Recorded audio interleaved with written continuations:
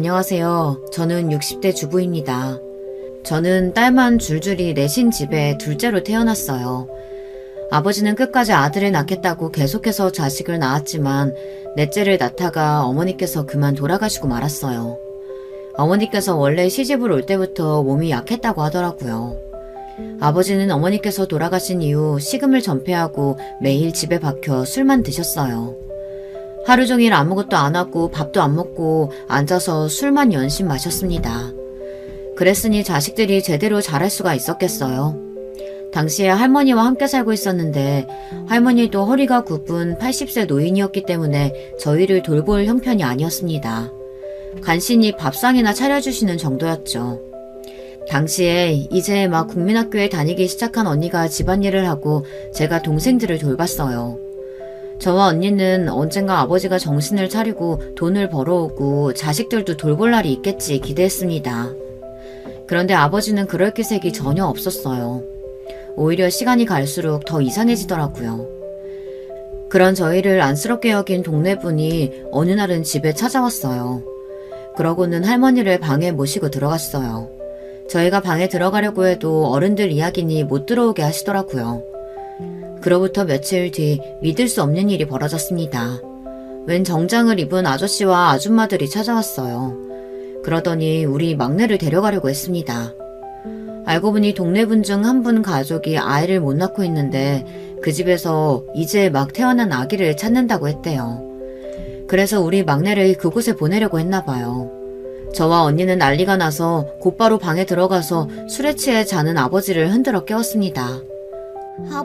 아버지 빨리 일어나요. 사람들이 우리 막내 데려가려고 해요. 지 어미 잡아먹으면 뭐하러 데리고 있어? 한 살이라도 어릴 때 돈이라도 받고 파는 게 낫지. 할머니, 제정신이야? 아무리 먹고 살 게 없어도 그렇지 어떻게 자식을 팔아먹어? 할머니가 내 동생 딴 집에 주면 난 할머니 늙어서 아프면 버려버릴 거야. 제 말에 화가 난 할머니는 제 몸 여기저기를 작은 손으로 연신 때렸어요. 손에 힘도 없어서 하나도 안 아픈데 할머니는 연신 욕을 하며 때렸죠. 그때였어요. 잠에서 깬 아버지가 힘겹게 몸을 일으키고 일어났어요. 저는 곧장 아버지의 곁으로 달려가 할머니가 막내를 팔아먹으려 한다고 말려달라고 소리를 질렀습니다. 그런데 아버지는 세상 귀찮다는 얼굴을 하고 저를 밀어냈어요. 아이, 계집애가 왜 이렇게 쫑알거려? 머리통이 다 울리네. 어른들 하는 소리에 네가 뭘 한다고 참견이야? 소리 못 꺼져? 아버지는 듣기 싫다는 듯 방을 나가버렸어요. 그러더니 밖에 있는 아줌마와 아저씨에게 시끄러우니 빨리 애 데려가고 돈이나 내놓으라고 소리쳤습니다. 아버지 제발 동생 보내지 말아요. 내가 돈도 벌고 일도 해서 막내 먹여 살릴게요. 헛소리 하고 있네. 너희들이 무슨 수로 애를 먹여 살려?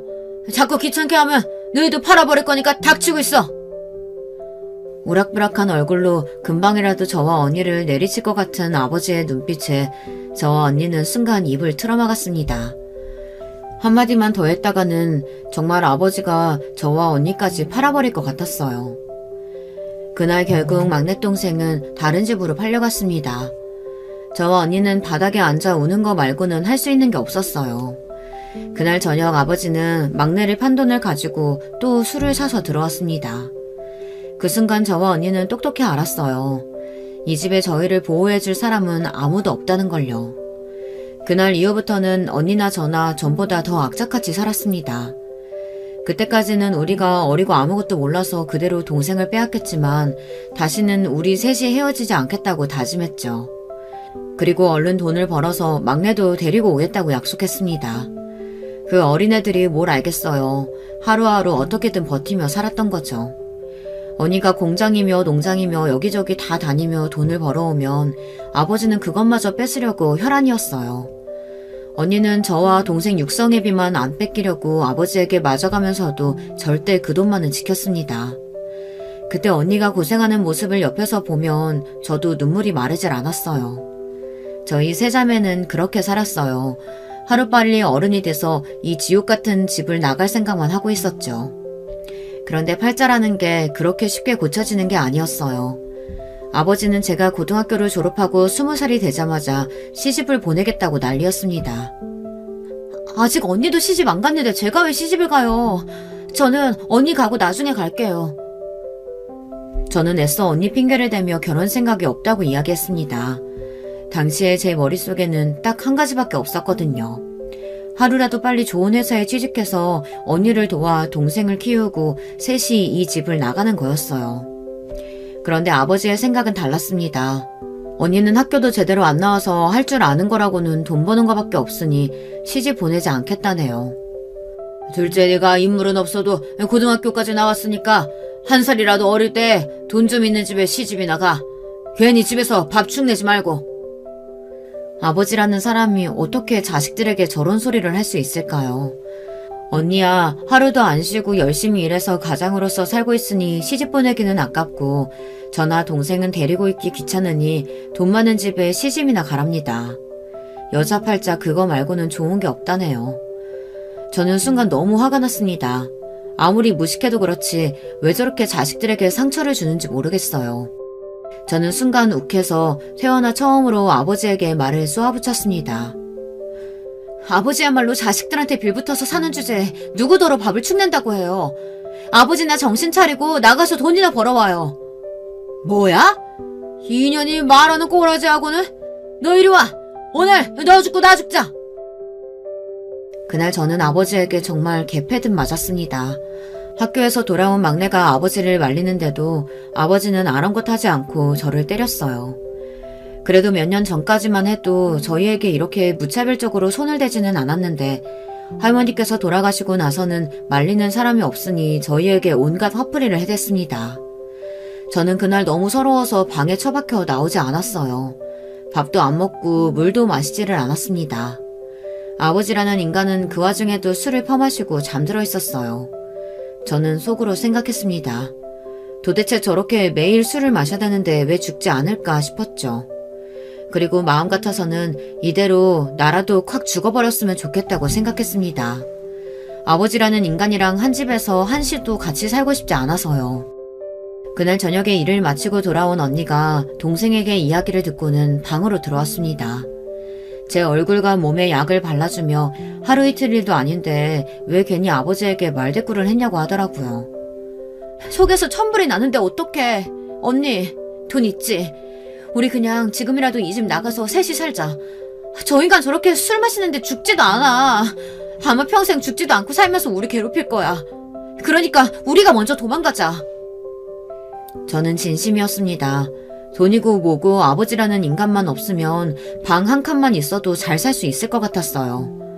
그런데 언니는 생각이 달랐나 봐요. 저를 안쓰러운 눈으로 한참 바라보더니 꼭 안아주었습니다.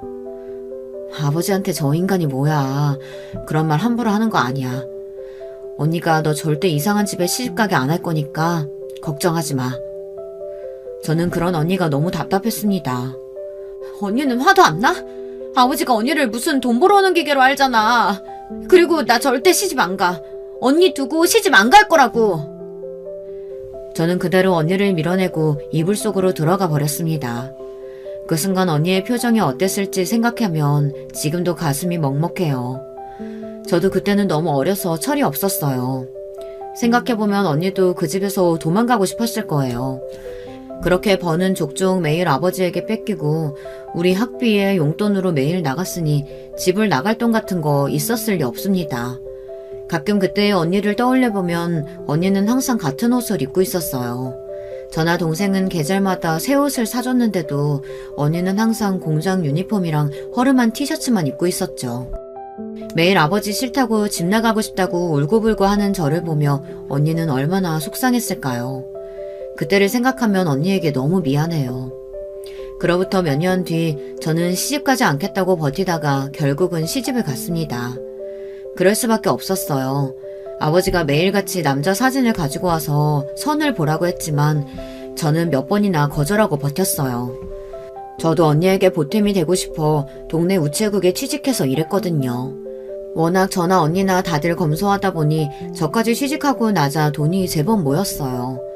저는 언니처럼 착한 애가 아니다 보니 월급을 절대 아버지에게 몽땅 뺏기지 않았습니다.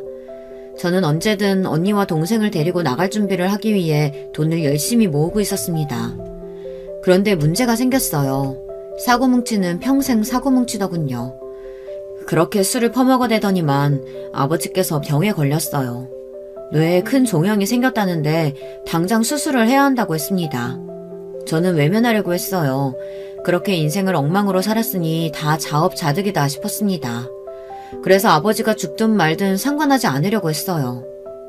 언니, 나 돈 꽤 모았어. 우리 이제 이 집 나가자. 이제 셋째도 20살이니까 우리 셋이서 벌면 금방 부자 될 거야.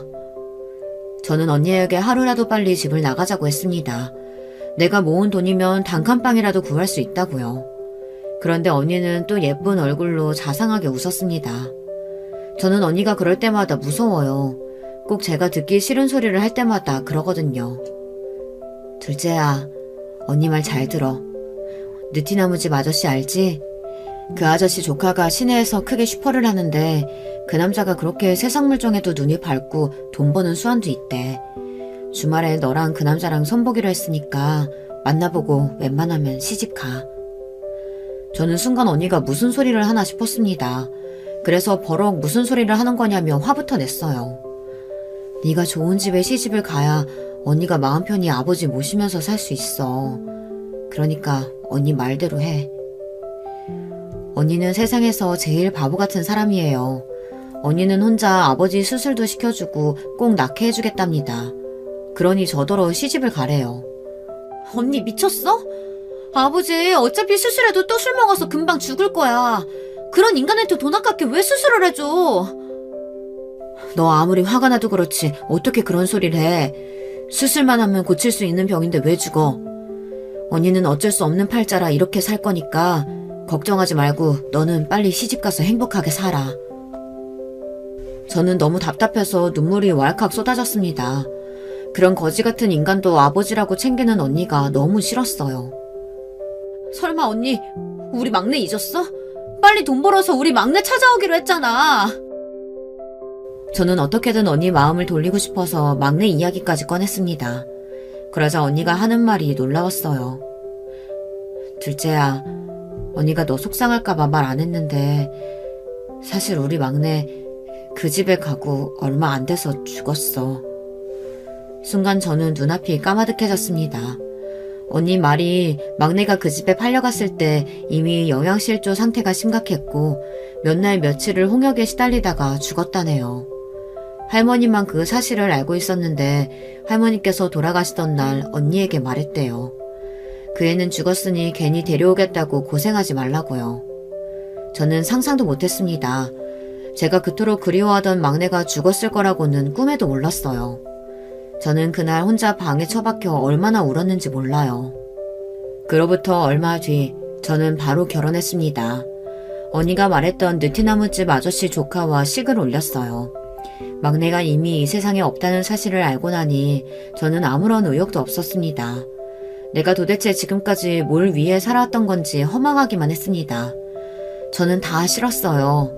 평생 자식한테 몹쓸지만 하고 자기밖에 모르는 아버지라는 인간도, 그런 아버지를 아버지랍시고 챙기는 언니도 다 싫었습니다. 그래서 언니 말대로 한 거예요.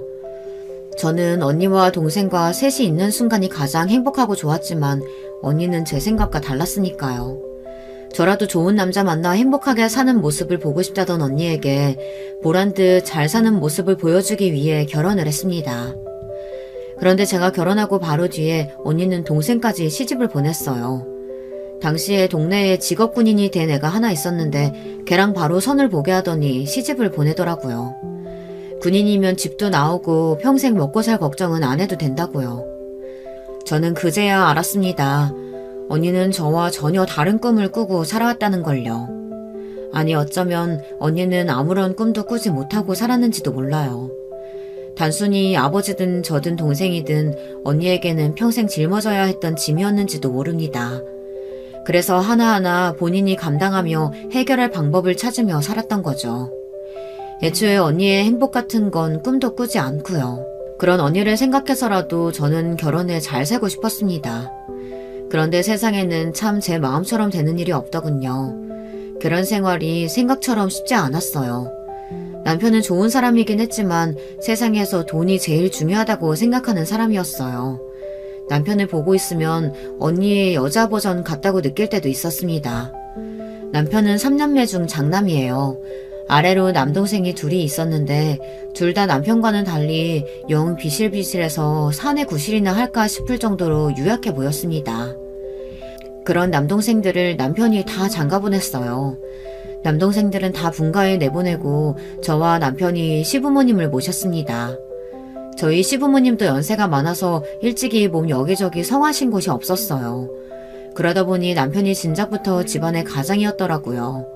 남편도 어린 나이부터 가장으로 살다 보니 돈 버는 방법도 일찍 깨우치고 수완이 좋았어요. 남편이 저와 결혼했을 때 저에게 한 이야기가 있습니다. 난 절대 당신 아버지처럼 처자식 굶기고 힘들게는 안 하니까 다른 거 걱정하지 말고 나만 믿고 살아. 그 시절에 몇 번 만나지 않고 결혼했으니 남편이라고 뭐가 좋았겠어요. 그냥 하루하루 정부치고 사는 거였죠. 그래도 한 가지 마음은 편했어요. 남편은 아버지처럼 술도 마시지 않았고 소리도 지르지 않았으니까요.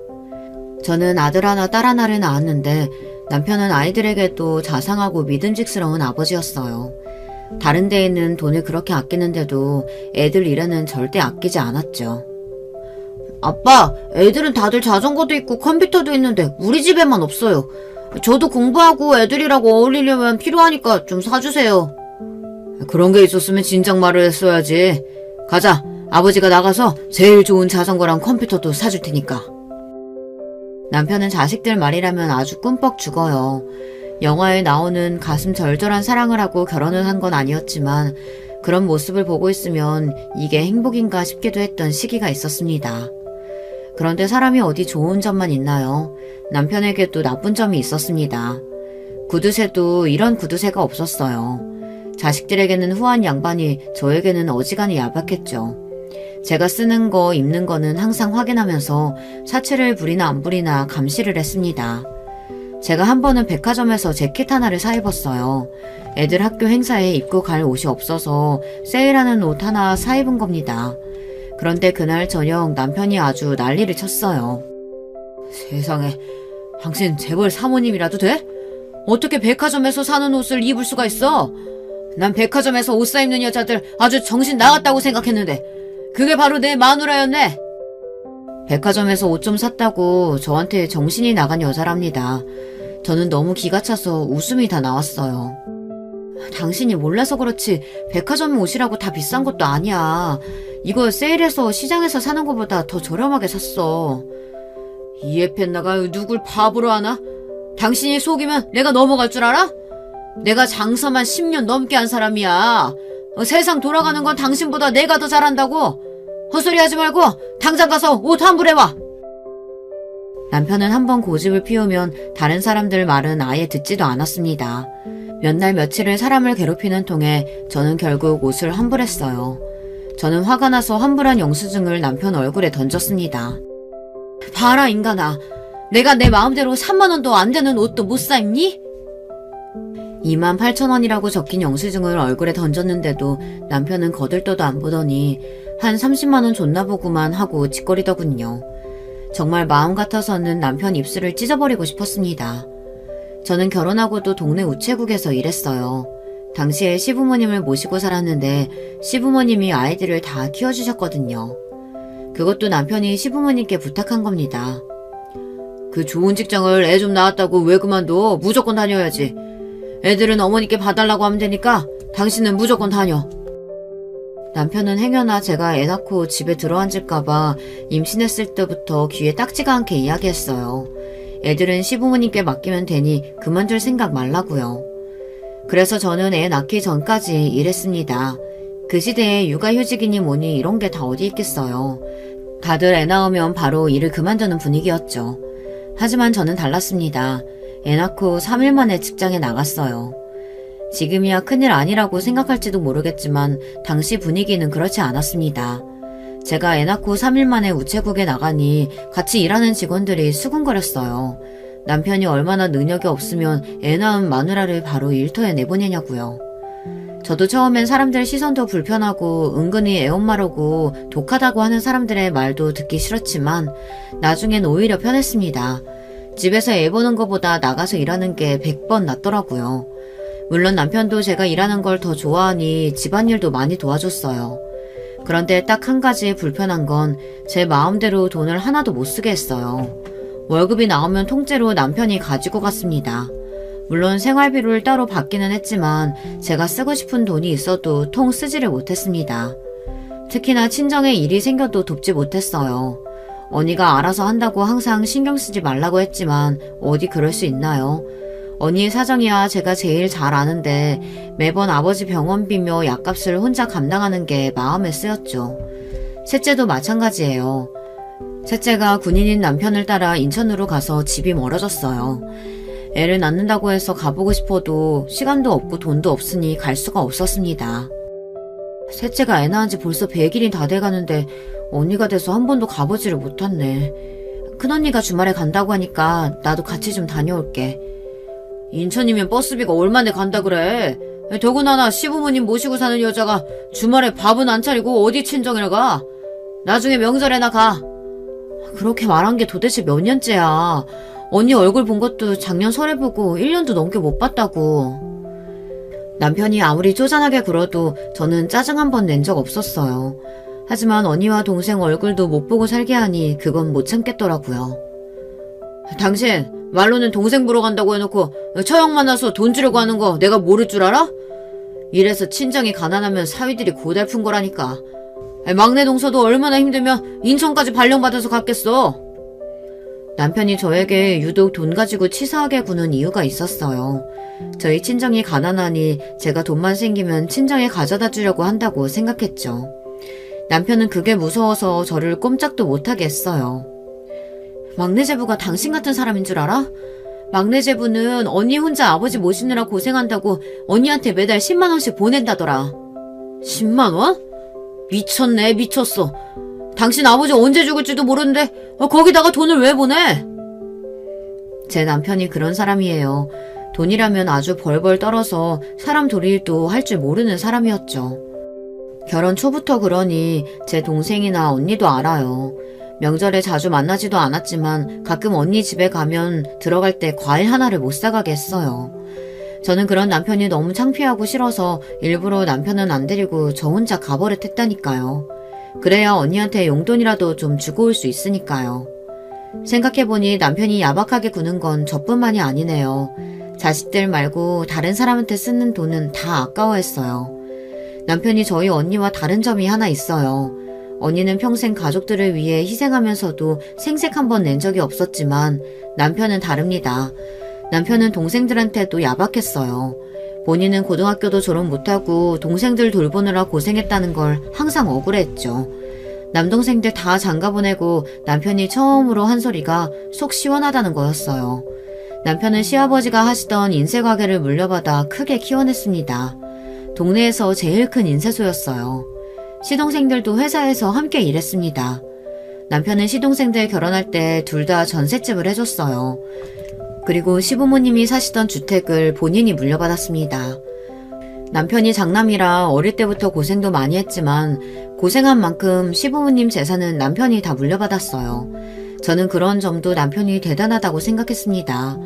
물론 본인이 고생한 만큼 받은 것이라고 하면 할 말은 없지만 그래도 같은 형제인데 시동생 중 누구도 왜 형이 재산을 다 가져갔냐고 하는 동생들이 없었어요.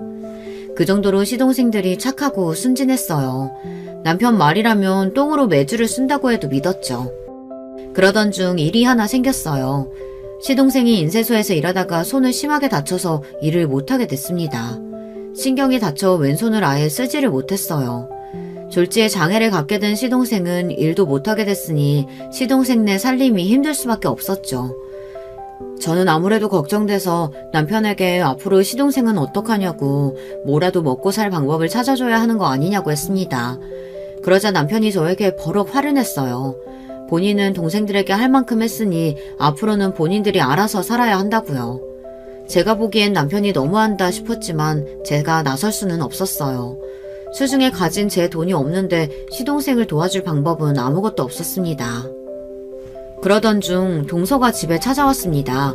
아직 돌도 안 된 조카를 등에 업고 찾아와서는 시동생이 직장을 구할 생각도 않고 집에서 놀고만 있다고 저희더러 좀 도와달라고 왔더라고요.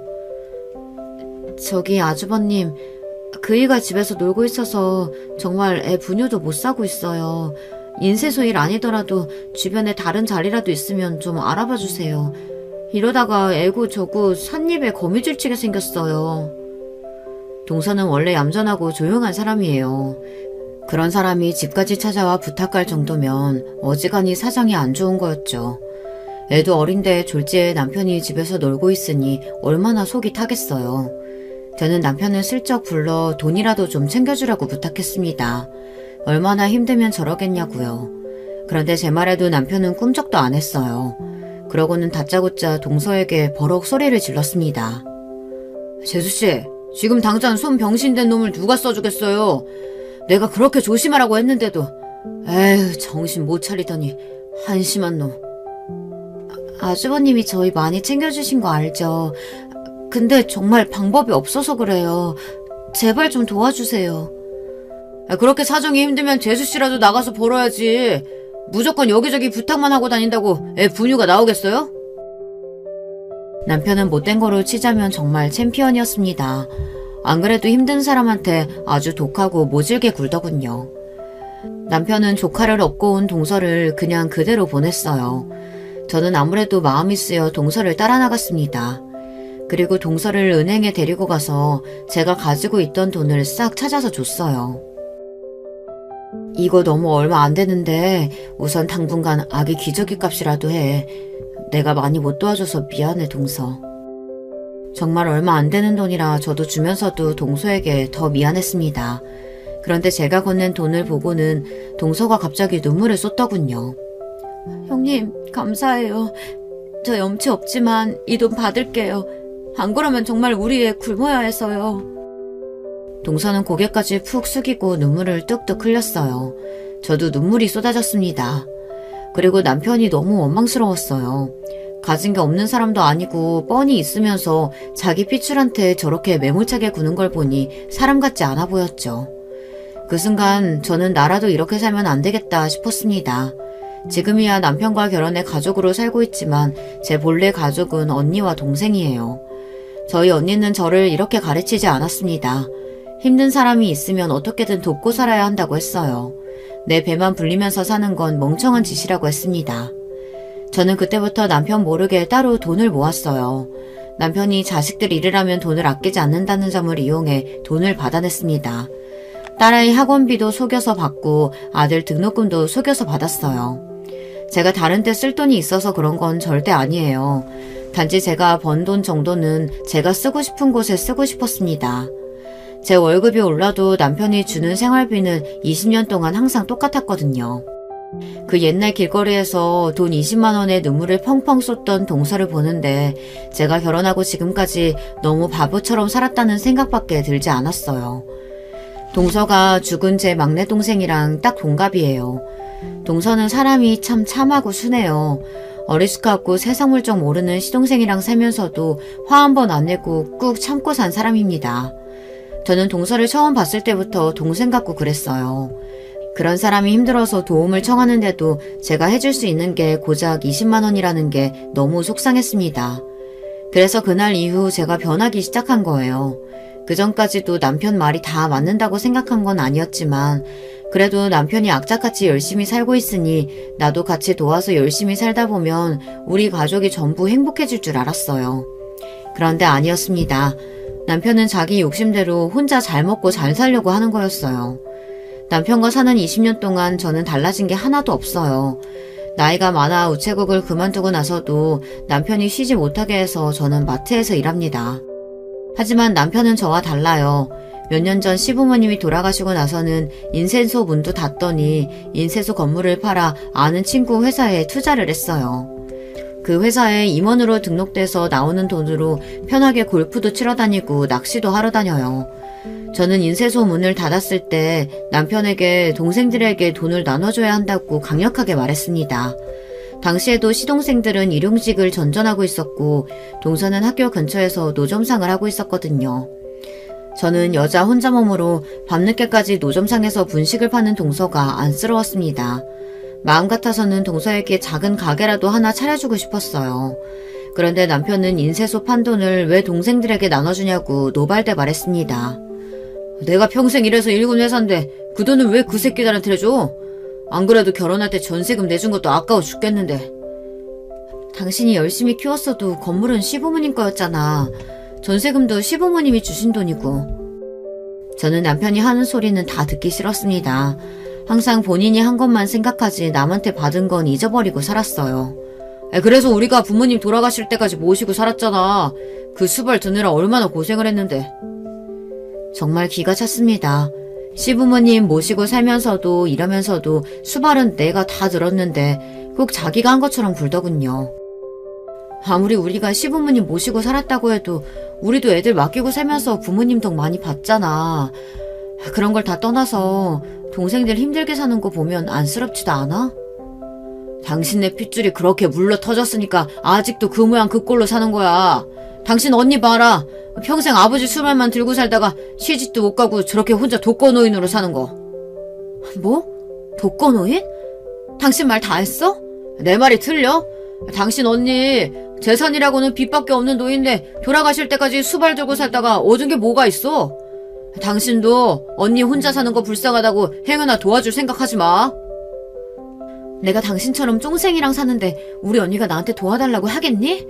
당신이야말로 독거노인으로 늙어 죽기 싫으면 정신 차려. 제 말에 기분이 상한 남편은 고래고래 소리를 질렀지만 저는 아랑곳하지 않았습니다. 20년을 넘게 살다 보니 남편 같은 건 무섭지도 않았어요. 그러던 중 믿기지 않는 일이 벌어졌어요. 제가 마트에서 일을 하고 퇴근하고 집에 가는데 동서에게 연락이 왔더라고요. 동서는 말도 제대로 못할 정도로 울고 있었어요.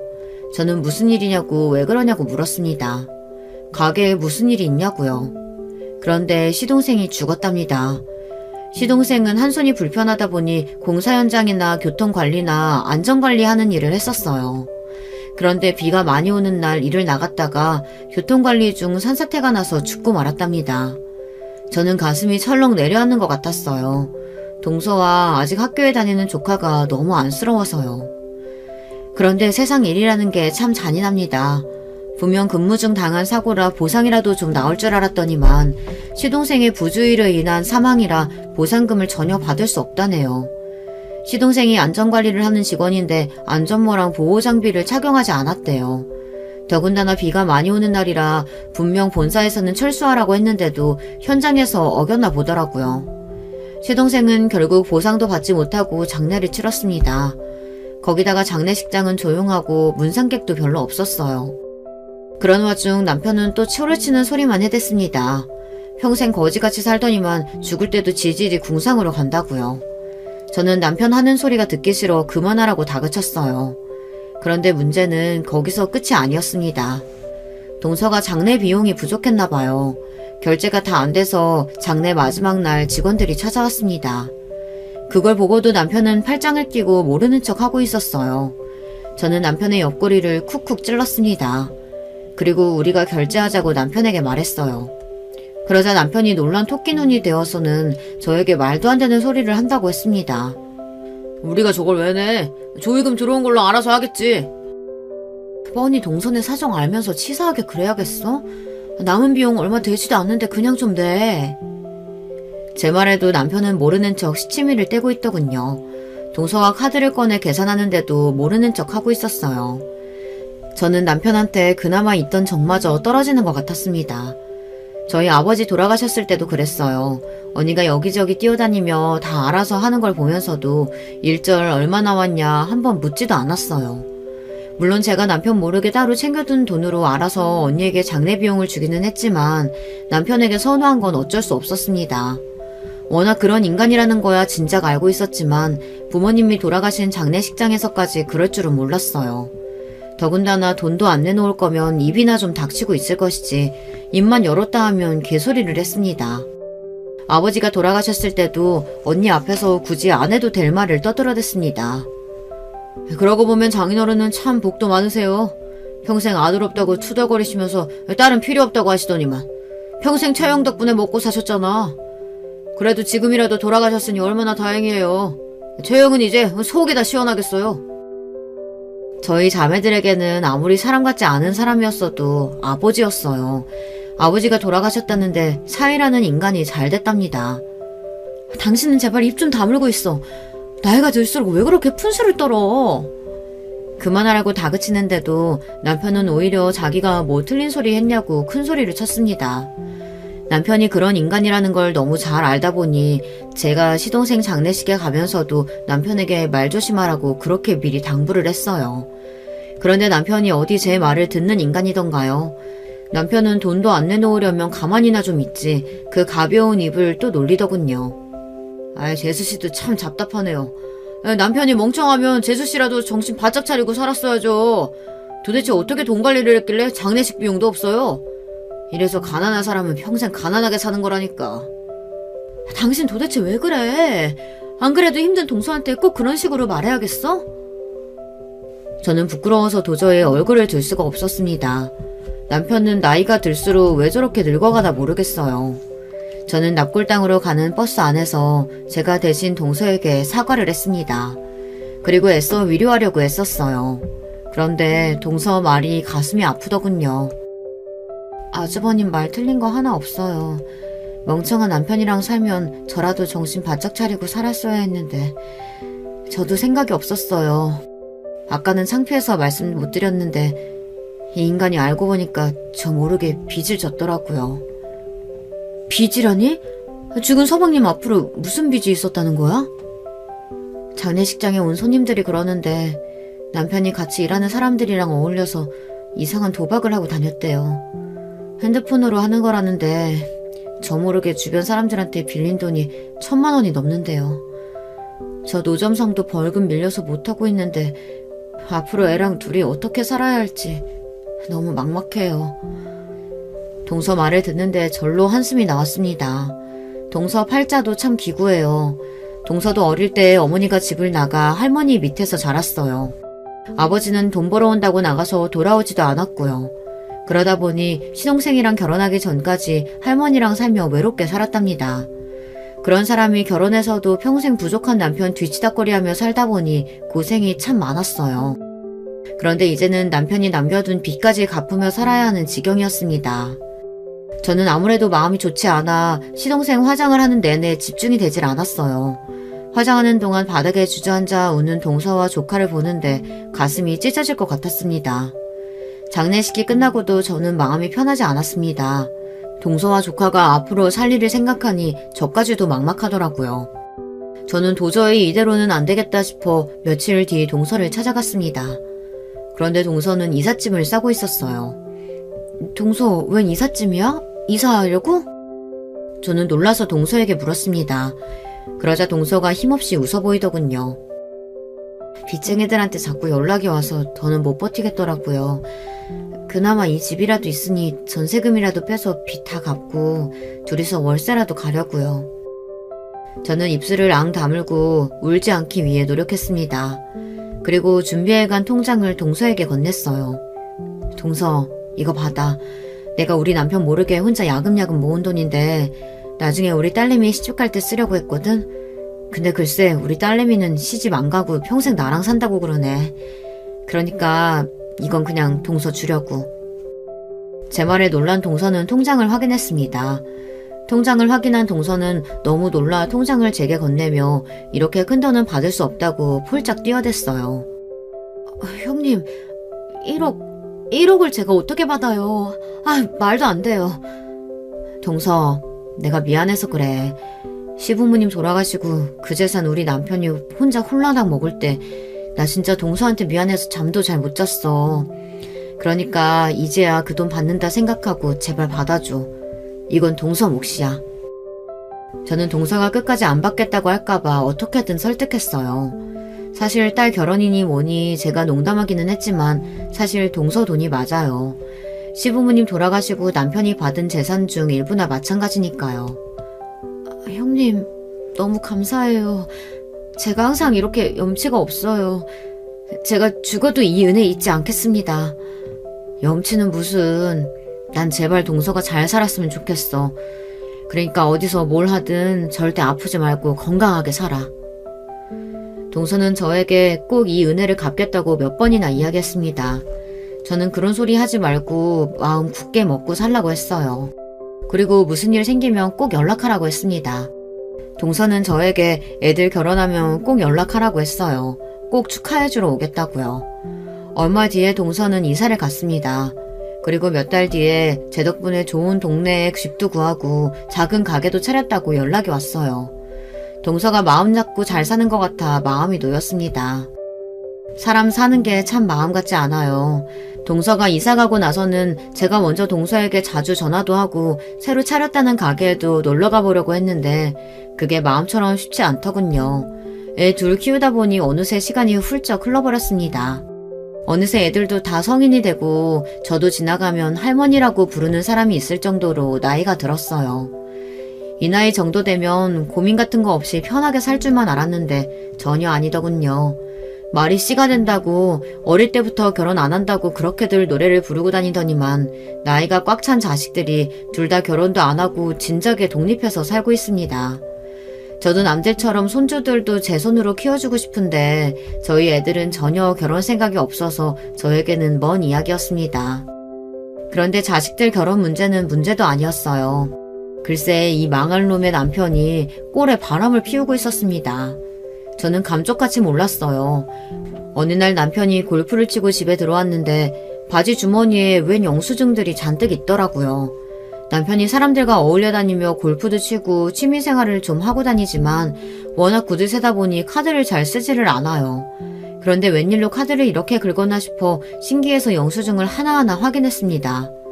그런데 카드 내역이 뭔가 좀 이상하더군요. 카드 내역에 찍힌 내용이 평소 남편과는 거리가 먼 것들이었어요. 화장품에 선글라스도 모자라 웬 이탈리안 레스토랑까지 갔더라고요. 저는 촉이 왔습니다. 이 인간이 여자가 생겼구나 싶었죠. 저는 순간 기가 막혀 헛웃음이 튀어나왔어요. 다른 사람도 아니고 남편처럼 돈 쓰는 걸 아까워하는 인간이 도대체 어떻게 바람 같은 걸 피웠나 해서요. 저는 남편에게 쫓아가 영수증을 보여주면서 뭘 하고 다니는 거냐고 따져 물었습니다. 당신 영수증 이거 다 뭐야? 당신 여자 있어? 이에페네가 무슨 소리라는 거야. 골프 치고 다니다 보면 여사친들한테 사줄 수도 있는 거지. 왜 꼬치꼬치 묻고 난리야? 뭐? 여사친? 당신 벌써 노망 났어? 노망은 무슨? 당신같이 촌스러운 여피네나 모르는 거지. 요즘은 나가면 다들 남사친 여사친 만들어서 다녀. 남편은 사람들과 어울려 놀러 다니더니만 좀 이상해졌어요. 본인이 바람을 피우는 게 아니라 여사친들에게 사준 거랍니다.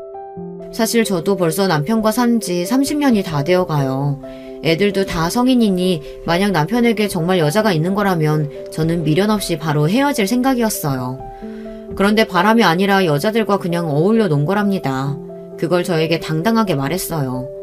평생 나한테는 설렁탕 한 그릇 사는 것도 아까워했으면서 다른 년한테는 화장품도 사주고 선글라스도 사주고 레스토랑까지 데리고 갔답니다. 정말이지 어이가 없었어요. 그러던 어느 날이었습니다. 남편은 정신이 나가기라도 한 건지 말도 안 되는 소리를 하더군요. 남편은 조론을 하자네요. 아무리 무식해도 요즘 조론이 유행인 거 알지? 애들도 다 컸고 우리도 늙었는데 굳이 둘이 같이 살 필요가 뭐가 있어. 혼자 살 전세금 정도는 내가 줄 테니까 이번 달 안으로 나가. 순간 저는 어안이 벙벙했습니다. 이게 도대체 무슨 일인가 했어요. 저는 남편이 하는 소리가 도대체 무슨 소리인가 싶어 혼자 핸드폰에 조론이라는 말도 찾아봤어요. 조론이 글쎄 결혼을 졸업하는 거라네요. 저는 기가 막혀서 말문이 턱하고 막혔습니다. 남편은 말만 거창하게 했지 결국은 제가 귀찮다고 이 집에서 나가라는 소리였습니다. 저는 그날 밤 서러워서 혼자 눈물을 삼키고 있었어요. 답답해도 이런 소리를 누구한테 하겠어요. 자식한테 아버지 욕을 할 수도 없고 혼자 사는 언니한테 할 수도 없었죠. 그런데 그때였어요. 제 핸드폰이 울렸습니다. 전화를 걸어온 건 다름 아닌 동서였어요. 저는 전화를 받기도 전에 울컥해서 눈물이 앞을 가렸습니다. 이렇게 마음이 힘들고 기댈 곳이 없을 때 동서에게 전화가 왔다는 사실만으로도 위로가 되는 것 같았습니다. 저는 애써 목소리를 다듬고 10년 만에 온 동서 전화를 받았어요. 형님 잘 지내시죠? 혹시 지금 어디세요? 제가 지금 바로 형님 있는 곳으로 차 보낼 테니까 그 차 타고 바로 오세요. 저는 동서의 말에 당황해서 무슨 일인가 싶었어요. 그런데 30분 후 정말 동서 말대로 집 앞에 웬 고급 세단이 도착했습니다. 그리고 웬 기사가 운전석에서 내려 뒷좌석 문을 열어주더군요. 저는 어색한 표정으로 차에 올라탔습니다. 그리고 차가 출발해 어딘가로 가는 내내 불안한 마음을 감출 수가 없었어요. 저는 마치 꿈을 꾸고 있는 것만 같았습니다. 차는 처음 보는 아파트 앞에 멈췄어요. 그러더니 운전석에 있던 기사가 번호키를 하나 주며 몇 동 몇 호로 가라고 알려줬습니다. 저는 기사 말대로 아파트 안으로 들어갔어요. 그런데 잠시 후 믿을 수 없는 일이 벌어졌습니다. 텅 빈 아파트 안에는 동서와 훌쩍 큰 조카가 저를 바라보고 서 있었어요. 그러더니 한다는 소리가 믿어지지 않았습니다. 형님, 이 집 어떠세요? 제가 형님께 드리는 첫 번째 선물이에요. 동서 말이 이 아파트를 제게 선물로 주고 싶어 불렀답니다. 저는 도대체 무슨 소리냐고 묻고 또 물었어요. 그런데 그때부터 동서가 저를 앉혀놓고 지난 10년 동안 있었던 일에 대해 이야기를 하는데 무슨 드라마라도 보는 것처럼 믿기지 않았습니다. 동서는 제가 준 1억으로 작은 분식집을 시작했다가 장사가 잘 돼서 금방 돈을 벌어 조금 더 큰 식당을 차렸답니다. 메뉴는 소고기 국밥 하나였는데 그 국밥이 맛집으로 소문이 나서 장사를 시작한 지 5년 만에 가게가 있던 10억짜리 건물을 사게 됐답니다. 그리고 1년 뒤 그 건물이 재개발이 돼서 순식간에 돈방석에 앉게 됐대요. 동서는 10년 만에 50억짜리 건물주가 됐답니다. 그리고 더 대박인 건 조카도 공부를 열심히 해서 변호사가 됐더라고요. 이게 다 형님이 준 1억 덕분이에요. 그 1억이 어느새 50억이 돼서 내 딸도 대학도 보내주고 변호사도 만들었어요. 동서는 이 은혜를 갚는 날만을 기다리고 있다 저에게 꼭 선물하고 싶었던 아파트가 마침 나와서 저에게 연락을 한 거랍니다.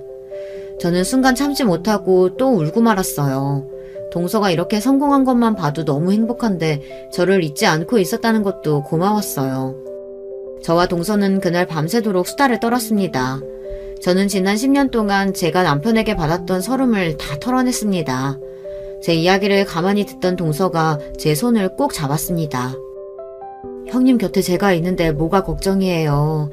아주버님이랑 조론 같은 거 하지 말고 그냥 이혼하세요. 이혼하고 이 집에 들어와서 저랑 행복하게 살아요. 동서는 진심이었습니다. 사실 제게 아파트를 주려고 한 건 제 아이들이 결혼할 나이니 집이 필요할 것 같아 집으로 준비한 건데 때마침 이 아파트가 필요한 건 저인 것 같으니 이참에 이혼하고 남편에게 벗어나 행복하게 살랍니다. 동서 말이 맞아요. 저도 남편이 너무 지긋지긋합니다. 이혼도 아니고 조론을 하자고 한 것도 너무 기가 막혀요. 사실 이 일로 제가 혼자 머리를 싸매고 고민하고 있으니 동서가 사연을 보내라고 하더군요. 아마 다들 이혼하라고 할 거라고요. 사실 저도 마음 같아서는 동서 말대로 이혼하고 바로 이 아파트에 들어와 살고 싶습니다. 동서 말대로 같이 여행도 다니고 행복하게 살고 싶어요. 그런데 하나 걸리는 건 자식들이에요. 아직 제 아들하고 딸이 결혼도 안 하고 살고 있잖아요. 다 늙은 부모가 이혼해서 따로 산다고 하면 아이들 인생에 흠이 되진 않을까 고민입니다. 남편이 철도 없고 자기밖에 모르는 독불장군이긴 하지만 지금까지 30년을 넘게 같이 살비비며 살았는데 이렇게 매정하게 돌아 사는 게 맞는지 모르겠어요. 제 사연을 끝까지 들어주신 여러분들께서 제가 앞으로 어떻게 하면 좋을지 함께 고민 좀 해주세요. 여러분의 의견 댓글로 남겨주시면 제가 동서와 함께 꼼꼼히 살펴보도록 하겠습니다. 지금까지 제 이야기를 들어주셔서 감사합니다. 여러분의 가정에는 항상 즐거운 일만 가득하시길 바랄게요. 여러분, 두 번째 사연 시작하기 전에 좋아요, 구독 꼭 눌러주실 거죠? 그럼 두 번째 사연 바로 시작합니다. 안녕하세요. 저는 광활한 경기도의 어느 한 동네에 살고 있는 여성이랍니다. 저는 일찍이 저희 친정 집안에서 개천 용으로 꼽혔어요. 지금은 찾아보기가 힘들어졌다는 개천에서 난 용이 무엇인지 여러분들은 아마 다들 아시겠죠? 배경 없이 오로지 자력으로만 성공을 일구어낸 드물고 어려운 경우를 그렇게 부르는 것인데요. 저희 집안이 극심하게 가난하진 않았으나 형편이 여유롭진 못했고 특히나 학구열을 불태울 수 없는 분위기와 환경이었어요. 그 가운데서 자라난 저는 그래도 나름 2년제 전문대라도 나오면서 대학 졸업장을 따냈고요. 처음엔 생산직으로 일을 시작했다가 비록 단순 업무의 반복이었다지만 사무직으로 옮겨갔고요. 이때 자격증 공부도 엄청 열심히 하고 각종 프로그램들을 열이 넘치게 익히면서 점차 다재다능한 면모들을 갖춰가기 시작했어요. 제가 자리를 잡은 후에 만나서 결혼하게 된 상대, 제 남편은 4년제 대학을 나온 사람이었는데 대신 위치가 지방이었답니다. 그 대학교의 이름을 들으면 웬만하면 사람들이 고개를 갸웃하면서 그런 데가 우리나라에 있었던가 싶어질 법한 곳이었으나 남편의 전공은 그나마 그 대학교에서 유일하게 내세울 자랑거리였다는 게 중요했어요. 경쟁력 있는 전공이었다는 것, 거기에 꾸준한 자기 노력을 합쳐서 남편은 취업을 성공적으로 해냈고 그 이후에는 성실함 하나를 무기로 삼아서 열심히 쉬지 않고 달려왔어요. 그런 남편을 저는 지인의 소개로 처음 만났었던 거죠. 적나라한 비약을 해보자면 결혼을 염두에 두고 선을 본 셈이나 다름없었어요. 운명적인 인연을 그리 멋진 사연들 속의 인물들에 비하자면 저희 두 사람은 너무나도 시시하고 현실적인 출발선에 서 있었던 것 같아요. 김이 빠지긴 하지만 어쩌겠나요? 그것이 저희 부부의 지극한 현실이었던 것을 부정할 순 없는걸요. 이 세상 모든 남녀가 영화 속 주인공들처럼 극적으로 사랑을 시작하지는 않는다는 걸 저나 남편이나 잘 알던 사람들이었기에 무덤덤하게 연애를 잘 시작했고 결혼까지도 잘했습니다. 자, 그런데 이러한 저희 부부와는 다르게 자기들은 운명처럼 만나서 불꽃처럼 결혼에 꼴인했다고 주장하는 부부가 있었어요. 그리고 그들은 먼 곳에 있지 않았어요. 바로 저와 남편의 곁에 있는 존재들이었죠. 제 시동생과 동서였답니다. 저희로 말할 것 같으면 워낙에 각종 고난과 역경을 지나오면서 더욱 끈끈하고 애틋해진 사이라서요.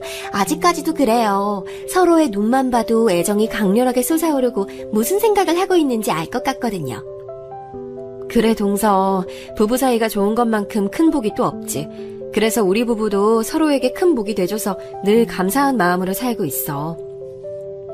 그런데 저희보단 사이가 덜하신 것 같은데요? 왜냐하면 저희는 아주버님과 형님 두 분처럼 적당히 찾은 결혼 상대인 경우와는 차원이 다르니까요. 저희는 연애 시절에 있었던 일화를 책으로 쓰면 영화와 제의 들어올 만한 수준이에요. 선 보고 나서 결혼 땡! 이게 다였던 두 분은 연애 시절에 특별한 일화 따위 없으시겠지만 지금 생각해보면 동서의 자랑질 참 유치하고도 낯간지러운 방식이었네요. 그런데 이 발언을 제 동서되는 사람이 제 눈을 똑바로 쳐다보면서 술도 안 마신 벌건 대낮에 했다는 게 정말 놀라운 얘기죠. 웃자고 농담한 것도 아니었고 진지하게 자기들이 저희들보다는 훨씬 낫다는 것을 주장하기 위해서 그런 말을 했던 거예요. 동서가 저보다 서열로는 분명 아랫사람인데 도대체 왜 이렇게 굴었냐고요? 이걸 알려드리기 위해서는 인물 소개가 필요한데요. 남편은 3남매 중 둘째고 나이 차이가 꽤 많이 나는 누나 한 명이 있고요. 딱 1살 차이가 나는 연년생 남동생이 또 하나 있어요. 남편의 누나인 제 시누이는 저희 부부가 결혼할 당시에 이미 결혼 10년 차였고 아이가 셋이었답니다. 아무래도 여자다 보니까 결혼이 더 일렀던 측면이 있다고 봐야 했죠. 놀라운 점은 시매부가 시누이보다 1살 연하라는 거예요. 그러니까 시매부 입장에서는 남자치고 결혼을 엄청 일찍 했던 셈이 되네요.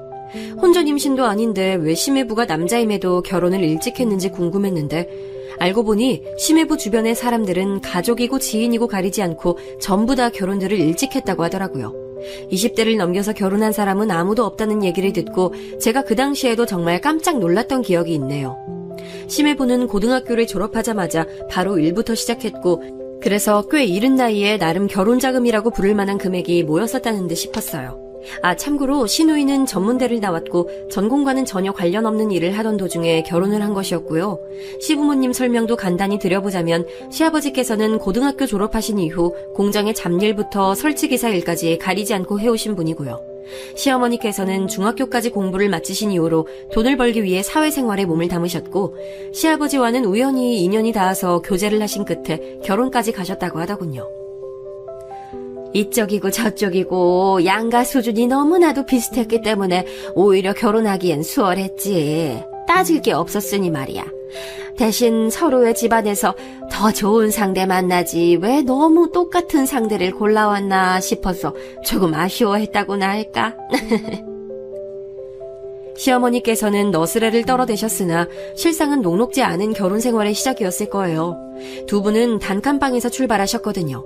부지런히 쉬지 않고 일을 하며 자식들 키우는 동안에도 절대 돈을 허투루 쓰지 않으시며 집을 넓혀가셨죠. 어쨌든 저를 포함한 시댁 인물들 중에서 소위 학력 자랑이라는 것을 할 만한 인물은 아무도 없었어요. 고학력자나 다른 배경을 내세우며 뻐길 만한 사람이 아무도 없었고, 적나라한 표현을 해보자면 저희는 다 그나물의 그 밥이었던 거예요. 하지만 여기서 드디어 동서의 소개가 나옵니다. 동서는 시댁에 입성했을 때부터 거의 칭송을 받는 존재였어요. 시부모님은 물론이고 시댁의 온갖 친척 어르신들이 동서만 보면 고맙고 예뻐서 어쩔 줄을 몰라 하셨네요. 사실 동서가 결혼한 제 시동생은 일찍이 결혼했다가 이혼을 한 전적이 있어요. 제 남편과 고작 1살 차이라고는 해도 집안의 막내는 막내, 게다가 아들이니 시부모님께서 얼마나 어렸을 때부터 시동생을 귀여워하셨는지 안 봐도 비디오였죠. 남편은 알랑방귀 못 끼고 사람이 좀 외골수라서 정직해 보이긴 해도 재미가 없는 편인데, 시동생은 사랑받으며 자란 막내 아니라고 할까봐 유머 감각도 있고 훨씬 더 성격이 활기찬 편이에요. 그런 시동생이 여자 잘못 만나서 고작 25에 유부남이 됐다가 딱 1년 만에 이혼을 했으니 시댁이 이 시기에 난리도 아니었다고 하네요. 시동생은 그 여자 때문에 다니던 대학도 중퇴를 했다고 하네요. 그래서 최종 학력이 살짝 억울하게 고졸이에요. 그러길래 내가 혼인신고 섣불리 하지 말라고 그렇게 귀에 인이 박히도록 잔소리를 했는데도 말을 더럽게 안 쳐먹더니 지 부모 속 다 문드러지게 만들어서 정말 너무나도 힘들었는데, 아유. 그러나 그런 때가 다 지나가고 이 금덩이 같은 며느리를 데리고 왔으니 이 얼마나 큰 복이니. 뭐 저처럼 지덕체를 다 갖춘 신부감이 또 없는 건 사실이기는 하죠. 어머님도 이제 옛날 일은 다 잊으세요. 떠올려봤자 기분만 나빠지는 거 아니겠어요? 그래, 맞다. 내가 우리 잘난 작은 애를 두고 괜히 굳이 옛날 일만 들출 필요가 없지.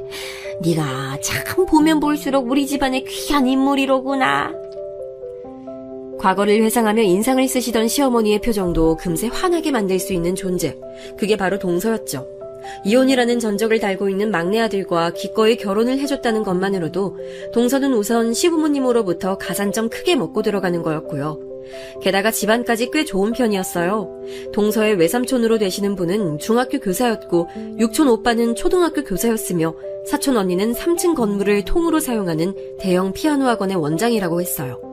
일가 친척들이 다 공부를 일정 수준으로 한다고 들었고, 동서 본인도 서울 소재 4년제 대학 출신이었답니다. 시동생과 동서는 양가에 굳이 교제 사실을 알리지 않은 채로 5년 가까이 연애를 했어요. 사귄다고 그러면 결혼 질문이 날아들을까봐 그게 부담스러워서 숨겼다고 하네요. 아무튼 저는 집안에 동서처럼 배울 만큼 배운 멋진 여성이 있다는 것이 너무 좋았고 반가운 기분이었어요. 그래서 제가 먼저 동서에게 친해지고 싶다는 의사를 밝히며 다가갔었죠. 나는 동서 같은 인물이 내 동서라는 게 너무 좋아. 내가 굉장히 향상심이 강한 사람이거든. 여자가 자리 욕심 있다고 하면 사회생활하는데 힘들어져서 가끔은 나 자신을 감추고 억누르며 사는 중인데, 기회가 생긴다면 망설이지 않고 치고 들어갈 준비는 늘 돼 있어. 난 이런 사람이라서 동서처럼 똑똑하고 멋진 여성을 한 집안에서 만나게 된 점이 너무 설레. 같은 동지를 발견한 느낌이라고 할까? 우리 앞으로 서로의 인생을 응원해주며 지내자. 같은 동지라니요? 네, 뭐 그렇게 생각하고 싶으시면 하세요. 말리고 싶진 않으니까요.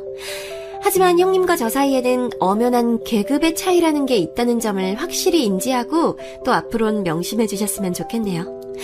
그럼 전 이만 자료 취합할 게 있어서 좀 바쁘네요. 그런데 제가 첫 판에 대차게 거절당한 거예요. 살면서 그렇게 얼굴이 화끈거려 본 적은 그때가 거의 처음이었던 것 같네요. 동서가 콧대 높아 보인다고 생각은 했지만 설마 자기 손윗사람인 저에게 대놓고 모욕을 줄 거라고는 상상도 못했기에 너무 놀란 저는 그대로 얼어붙었습니다. 동서는 그런 저를 비웃듯이 흥 하는 소리를 내며 휙 돌아섰고요.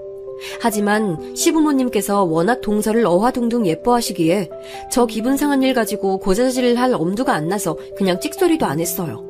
육아에 찌들어 성격 예민했던 당시의 시누이마저 동서를 보며 여자도 필수로 4년제 대학 나오고 저렇게 연구하는 직업 가져야 마땅하다는 혼잣말을 흘리듯이 해댔던걸요.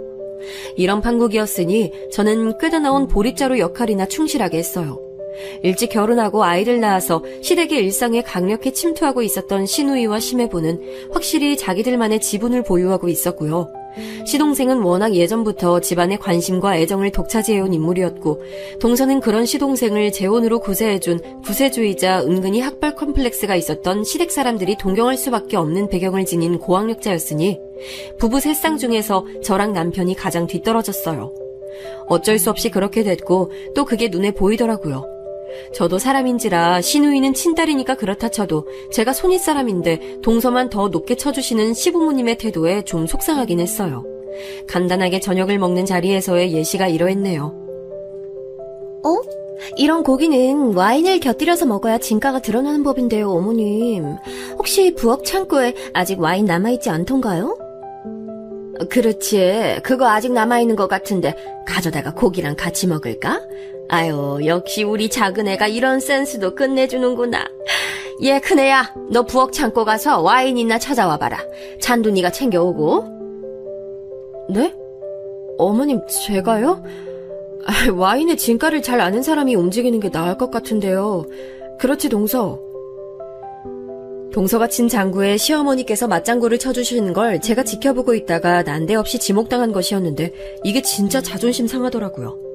그래서 당연히 동서 보고 움직이라고 했죠. 그랬더니 돌아온 동서의 대응이 상상 초월이었답니다. 지금 뭐 하세요, 형님? 어머님이 형님 보고 말씀하셨는데 그렇게 따르셔야죠.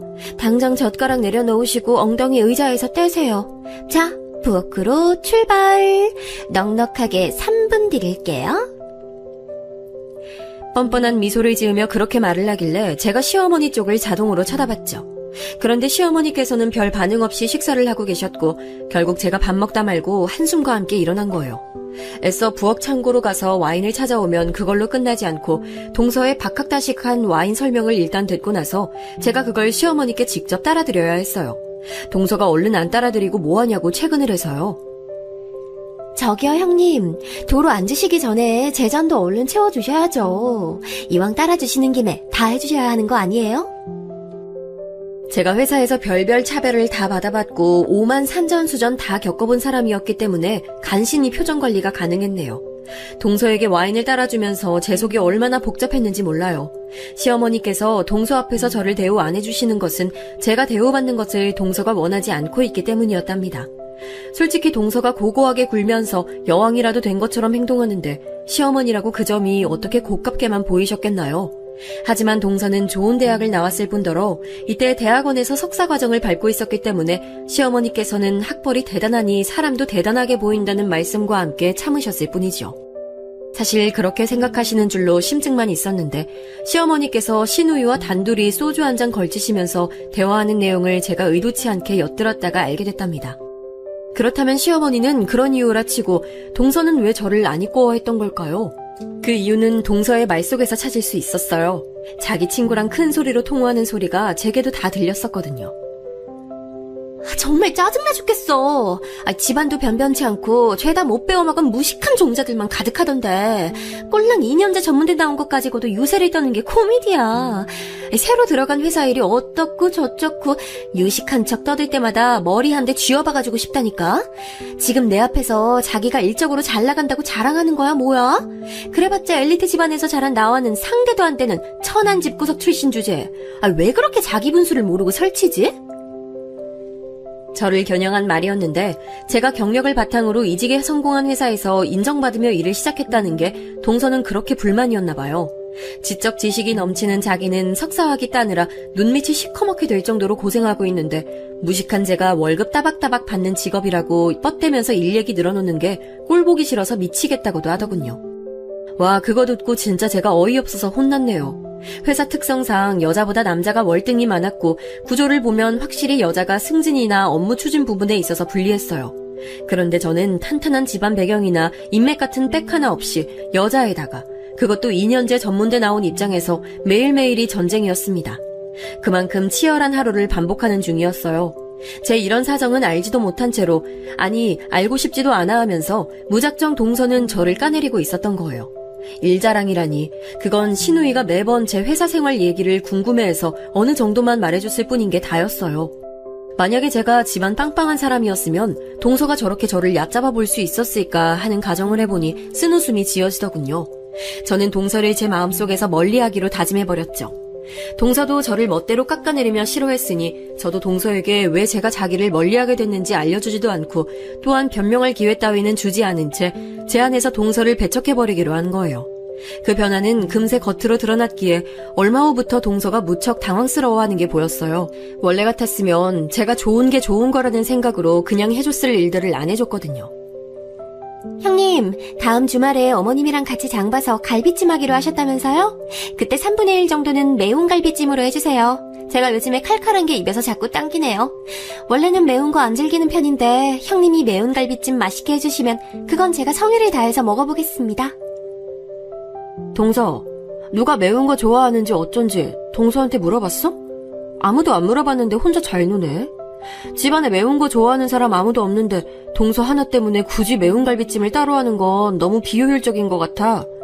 그냥 동서가 갈비찜 위에다가 고춧가루 뿌려 먹어. 아니면 갈비 한 입, 청양고추 한 입 이렇게 번갈아 가면서 먹든가. 그럼 매운 갈비찜 완성이네. 뭐라고요? 그렇게 먹는 게 어떻게 매운 갈비찜이랑 똑같아요? 형님은 그냥 갈비찜이랑 매운 갈비찜이랑 차이도 모르세요? 하나는 간장 색깔이고 하나는 아예 빨간 색깔이라서 아예 요리법이 다르잖아요. 요리 잘하신다더니 이런 것도 모르시나 봐. 무식한 냄새. 형님답지 않게 말대꾸하시고 그냥 매운 갈비찜이나 얌전히 만드세요. 동서가 내 말 못 들은 모양이구나. 다시 말해줄게. 너 말고는 매운 갈비찜 처먹을 사람 없다고.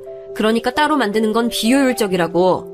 매운 거 먹고 싶으면 네가 혓바닥 위에 고추를 바르면 된다고. 자, 이제 이해됐지? 설마 동서처럼 똑똑한 사람이 못 알아듣고 나에게 말대꾸하는 일은 없을 거라고 생각해? 제 말이 끝나자 동서의 얼굴은 서서히 빨갛게 달아오르기 시작했어요. 마치 매운 갈비찜을 먹은 사람처럼 말이죠. 제가 어떻게 자기한테 감히 이럴 수 있는지 이해가 안 된다는 표정이었어요. 화가 난 듯 보이기도 했지만 저의 차가운 목소리에 대고 다시 반박할 생각까지는 안 드는 모양이었습니다. 입을 꾹 다물더니 그 이후로는 저만 빼면 눈을 째리기 시작했어요. 그걸 숨기지 않으니까 오죽하면 시아버지께서도 몹시 당황해 하셨죠.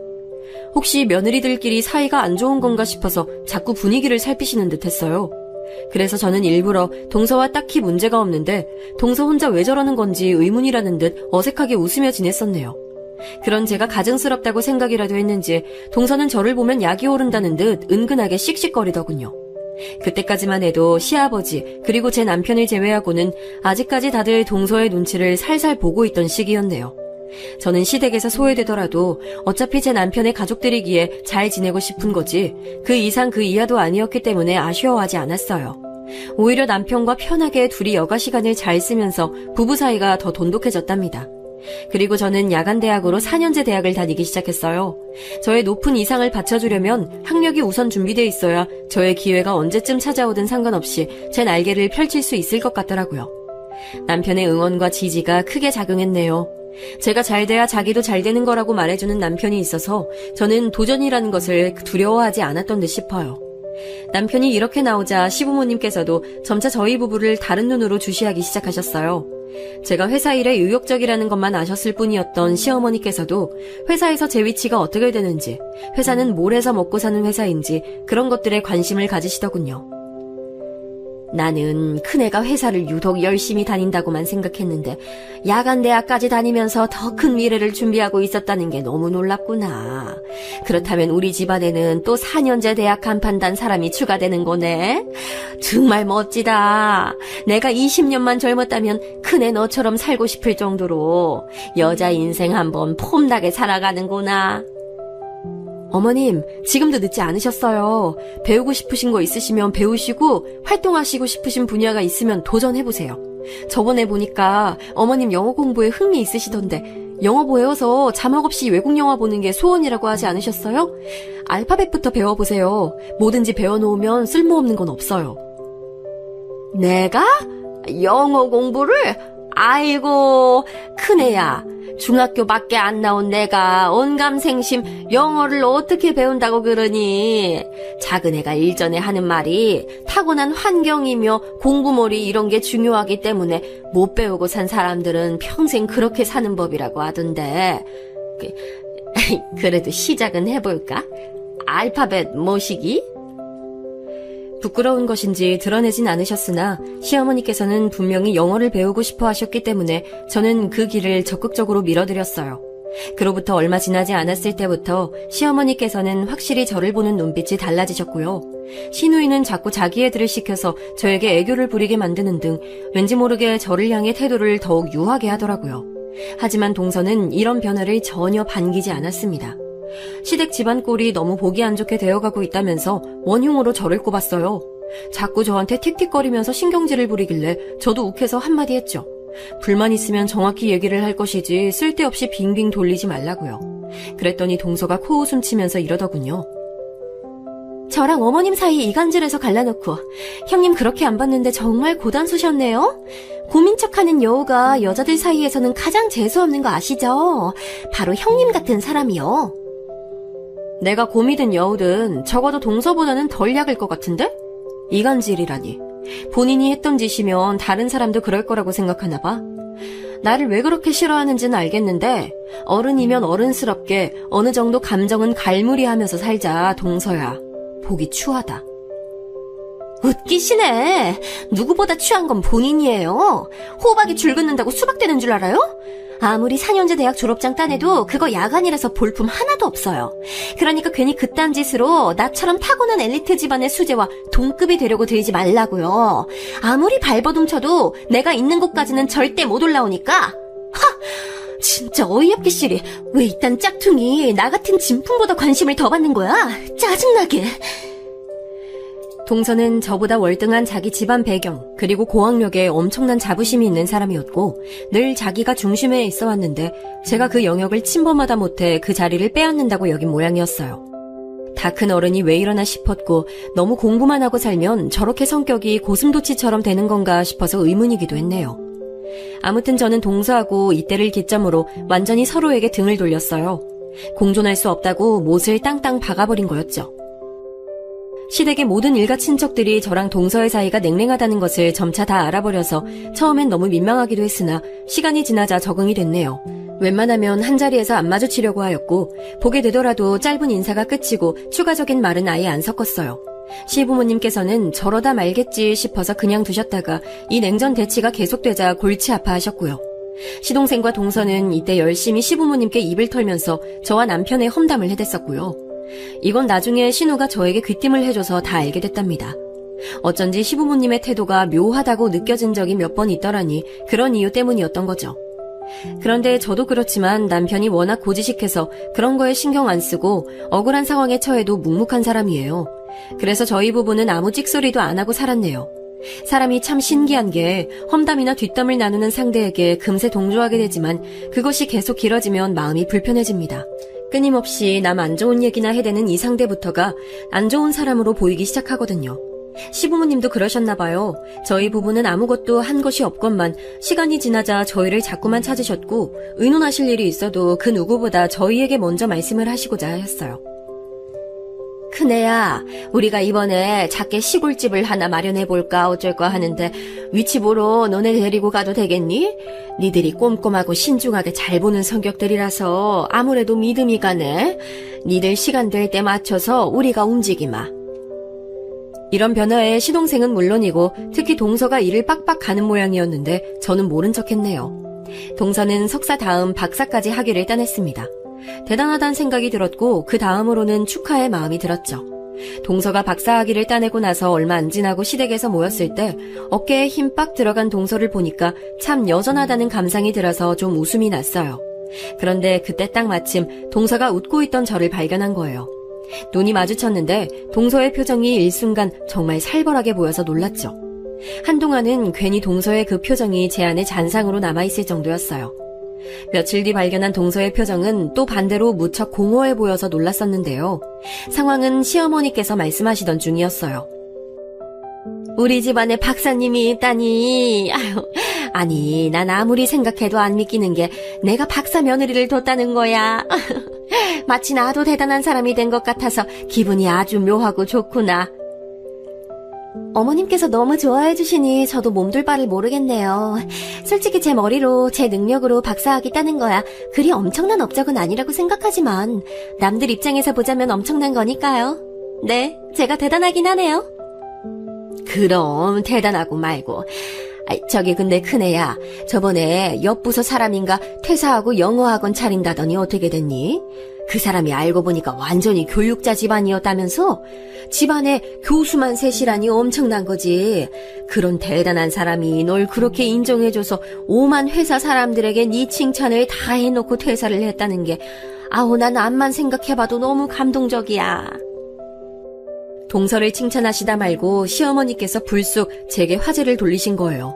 저는 대수롭지 않게 여기고 시어머니와 대화를 이어갔는데 문득 동서 쪽을 보자 몸에서 영혼이라도 빠져나간 사람 마냥 표정이 멍하게 있는 거예요.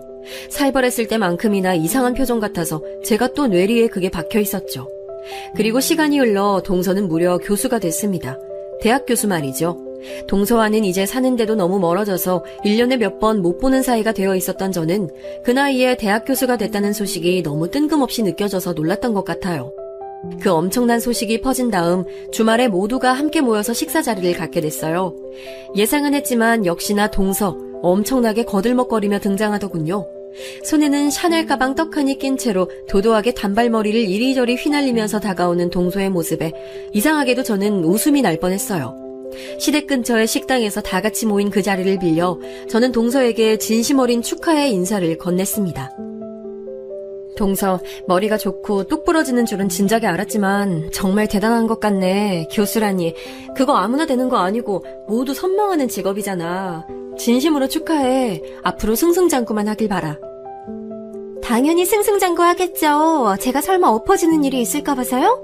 저 보통 대단한 사람 아니에요. 동서는 아직도 그런 얘기하는구나. 그래, 인정할게. 그렇게 나의 인정을 원한다면 내가 못해줄 이유가 없지. 오늘같이 좋은 자리에서. 제가 순순히 고개를 끄덕거리며 말해주자 동서가 격양된 듯이 우쭐거리는 표정을 감추질 못하더군요. 실로 오랜만에 동서와 멀쩡한 대화라는 것을 한 순간이었기에 저는 동서가 얼마나 거들먹거리며 저에게 자기 잘난 점을 늘어놓든 그냥 내버려뒀어요. 나이가 들어서 그런지 씨름하기도 귀찮더라고요. 그런데 잠시 후에 신우이가 제 쪽으로 몸을 기울이더니 말을 걸어왔어요. 옳게, 프로젝트 맡기로 했다는 거 어떻게 되는 중이야? 프로젝트 맡아서 팀장직을 수행하기로 했다니. 나 그 얘기 듣고 괜히 내가 떨려서 심장 졸인 거 알아? 옳게는 여자가 그런 회사에서 어쩜 그렇게 멋진 행보를 보일 수가 있어? 아, 그거 지금 제가 맡아서 진행 중에 있어요. 저희 회사에서 여자가 이런 프로젝트를 맡아서 이끄는 건 제가 처음이긴 한데요. 멋진 행보라고 칭찬 들을 정도인가 싶어서 조금 민망하네요. 제가 기분 좋게 신우이의 말을 받았는데 그때 보니까 동서의 표정이 확 가라앉아 있었어요. 저뿐만 아니라 신우이 쪽을 보면서도 눈을 싹 흘기더군요. 자기만 칭찬받아야 직성이 풀리는 욕심 많은 어린애도 아니고 정말 동서의 태도에 새삼 어처구니가 없어졌지요. 그 와중에 문득 저는 그 자리에서 이상한 점을 한 가지 발견했어요. 그건 바로 시동생의 안색이 미묘하게 좋지 않았다는 점이었죠. 동서가 교수된 것을 축하하는 자리에서 시동생이 조용히 군다? 이건 말도 안 되는 거였거든요. 제가 생각에 잠겨있으니 남편이 제 눈치를 살피면서 음식을 저에게 챙겨줬어요. 맛있는 반찬 좀 먹어보라면서 말이죠. 저는 남편이 젓가락으로 집어주면 입만 벌려서 몇 번 받아 먹었는데 그 광경을 동서가 보고 있었습니다. 왠지 심통이 난 표정이더라고요.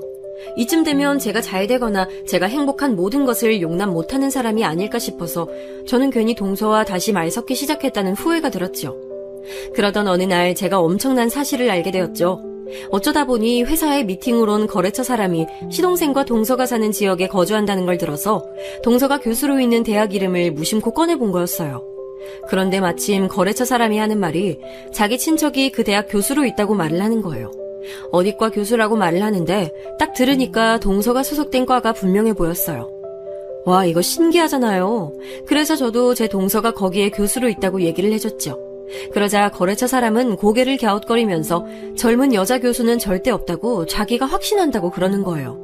제가 너무 놀라서 얼어붙어 있는데 거래처 사람이 뭔가 떠오른 듯이 표정을 밝히면서 한 가지 사실을 얘기해줬어요. 저는 그걸 듣고 더 놀라서 어쩔 줄 몰라졌고요. 어째서 동서가 교수된 걸 축하하던 자리에서 시동생의 안색이 좋지 못했는지 그 이유를 알게 돼서 착잡한 심정이었네요. 고심하던 저는 우선은 이걸 묻어두기로 하고 제 일에 집중했어요. 저는 아주 중요한 목표를 고지해 두고 달려가는 중이었거든요. 바로 제가 회사 임원으로 올라설지도 모른다는 기로였답니다. 꿈만 같은 일이었기에 저는 조금도 방심하지 않았어요. 그리고 마침내 저는 학수고대하던 순간을 맞이하게 됐어요. 바로 제가 회사의 어엿한 임원 자리에 오른 것이었죠. 그간 네가 정말 고생 많았어. 너야말로 정말이지 저기 먼 밑바닥에서부터 능력과 끈기와 오기만 믿고 불도저처럼 다 밀고 올라온 사람이잖아. 그거 내가 옆에서 다 봐왔고 네가 얼마나 네 자신에게 한 점 부끄럼 없이 편법 한 번을 안 쓰면서 정직한 노력해왔는지 내가 알아. 내가 바로 증인이야. 너 정말 멋진 여자야. 너랑 결혼한 건 내 일생일대의 행운이다. 남편의 말에 제가 너무 감동받아서 눈물을 줄줄 흘렸어요. 아무리 기쁜 소식이 있다고 해도 그걸 나눌 마음의 상대가 없다면 그 기쁨은 배가 될 수 없는 법이잖아요. 하지만 제게는 남편이 있어서 이루 말할 수 없이 행복했답니다. 그리고 저의 이 놀라운 소식을 접하고서 축하해줄 또 다른 가족들이 있었어요. 바로 제 친정과 시댁이었죠. 우선 제 친정 식구들은 역시 개천 용이 결국 일을 내는구나 라며 흥분을 감추지 못했고요. 한 명씩 저와 통화도 정말 오래 했네요. 시댁에서는 가장 먼저 시아버지께서 저에게 축하 인사말을 읊어주셨는데요. 네 시아비가 얼마나 유단을 떨었는지 알면 네가 까무러칠 거야. 내가 쓰다 말았던 가계부 노트를 어떻게 찾았는지 그걸 가져가서 뒷장에다가 너한테 보내는 축하 편지를 썼지 뭐야. 나 원참 나한텐 40년 전에 손바닥만하게 짧은 내용으로 편지 써준 게 전부인 양반이 웬 유별을 부린다니. 아버님께서 설마 그런 걸 준비하셨을 줄은 꿈에도 몰랐어요. 저 아직까지도 여운이 남아서 감동이 가시질 않아요. 어머님도 저 진심으로 잘됐다고 축하해 주셔서 감사드려요. 네가 잘 되는 게 내 자식이 잘 되는 거고 또 내 손주들이 잘 되는 건데 당연히 축하를 하고 말고. 아유, 아니 지금 이럴 게 아니지. 얼른 마트 가서 장 볼 것들 뭐 있나 쫙 메모를 해놔야겠다. 이번 주말에 저녁상 거나하게 차려볼 테니까 그런 줄 알고 있어. 올 수 있는 사람들 싹 다 모여서 축하잔치 열자. 이런 걸 그냥 넘어가면 쓰니 딱딱 짚고 넘어가야지. 안 그러냐? 시어머니께서 먼저 축하 자리를 열자고 말씀해 주셔서 제가 화들짝 놀랄 수밖에 없었어요. 이런 건 상상조차 못 해봤거든요. 저는 당연히 저희 네 식구끼리나 오붓하고 간단하게 외식을 할 요량이었는데 시아버지께서 미리 축하말을 준비하셨다는 것보다 사실은 시어머니의 축하잔치 제안이 더욱 놀라웠답니다.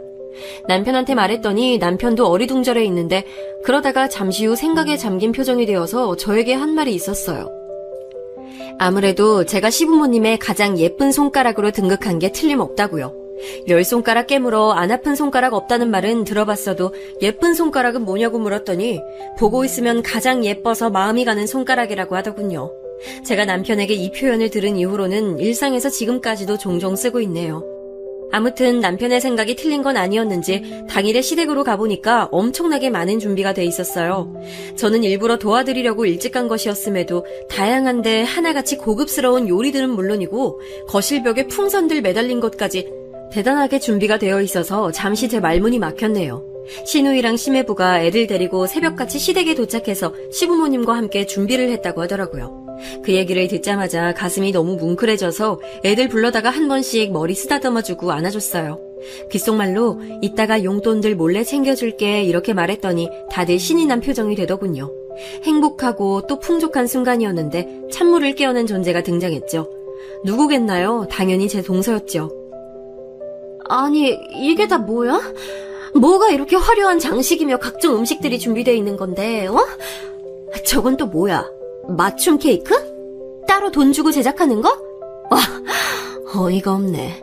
도대체 중소기업 임원된 게 뭐 대단한 거라고 이런 유난들을 떠시는지. 동서가 코웃음을 치며 중얼거렸는데 바로 근처에 있는 저 들으라고 한 소리였어요. 동서 옆에서 시동생이 작게 헛기침을 하며 자중하라는 듯이 눈치를 줬지만 되려 동서는 신경질을 부리며 저를 아예 째려보더군요. 동서는 시부모님께서 저를 위해 축하말을 준비하시고 이 자리도 기획하셨다는 얘기를 듣고는 안색이 급격하게 굳더니 내내 똥 씹은 표정을 지었어요. 동서, 너무 그렇게 인상 팍 쓰고 있으니까 솔직히 좀 거슬려. 즐겁게 웃으라고는 안 할 테니까 인상이라도 풀지 그래? 바라는 것도 많으시네요. 이보세요, 형님. 저 교수예요. 대학 교수. 저는 몸이 10개라도 모자란 바쁜 몸인데 여기까지 와준 것만으로도 진짜 할 일 다 하고도 남은 거라고요. 도리 다 했으니 형님의 추가 요청에 따를 필요가 없답니다. 저한테 표정 관리하라고 쓸데없는 소리나 하실 시간에 그냥 케이크나 쳐 드세요. 제가 너무 황당해서 그냥 헛웃음이 저절로 나왔어요. 도대체 동서는 뭐가 문제길래 이딴 식으로 계속 구는 걸까 싶어서 저도 모르게 지그시 쳐다봤는데요. 저랑 눈싸움이라도 하자는 듯이 눈매를 사납게 치켰던 동서가 갑자기 이런 말에 중얼거렸어요. 저 교수 됐을 때는 이 정도로 축하 못 받았던 것 같은데 서럽고 억울하네요. 중소기업 임원 따위보다 대학 교수가 몇 단계 위 아닌가요? 아니, 솔직히 비교하는 것 자체가 제게는 수치스러운 일이고요. 저는 제가 왜 형님보다 대우를 못 받아야 하는지 이해가 안 돼요. 늘 이해가 안 되는 일들 투성이었지만 오늘은 특히 더하네요.